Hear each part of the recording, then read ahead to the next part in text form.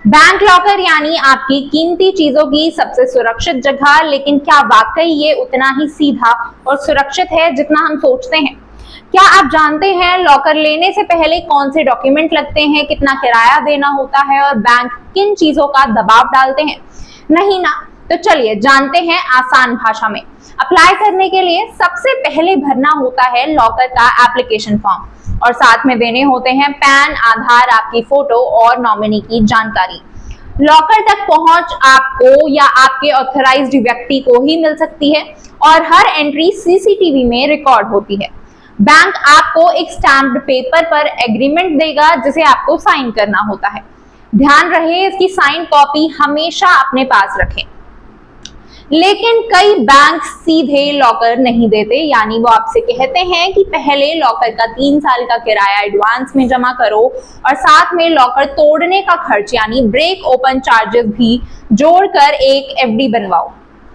आप पासवर्ड भूल गए या की खो गई तो ब्रेक ओपन का पूरा खर्च आपकी जेब से जाएगा और उस समय आपकी मौजूदगी भी जरूरी होगी। अब आता है सबसे जरूरी सवाल कि क्या बैंक लॉकर के सामान के लिए जिम्मेदार है? अगर सामान खो गया और उसकी चोरी हो गई, आग या बैंक की गलती नहीं है तो बैंक आपको कुछ नहीं देगा और अगर बैंक की गलती से नुकसान होता है तो भी बैंक की जिम्मेदारी एक सीमा तक ही होती है, जितना आपका सालाना किराया है उसका 100 गुना। जैसे अगर आपका लॉकर रेंट 5,000 रुपए है तो बैंक सिर्फ 5 लाख का ही मुआवजा देगा, चाहे आपने अंदर 10 लाख का सोना क्यों ना रखा हो।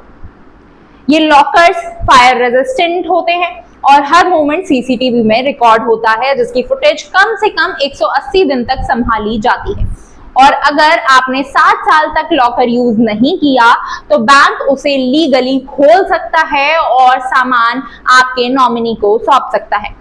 नॉमिनी 15 दिन के अंदर रेलेवेंट डॉक्यूमेंट्स के साथ क्लेम कर सकता है। तो अगली बार जब आप बैंक लॉकर लेने जाएं, सिर्फ सामान रखने के लिए नहीं बल्कि पूरे प्रोसेस और नियमों को समझकर फैसला लें।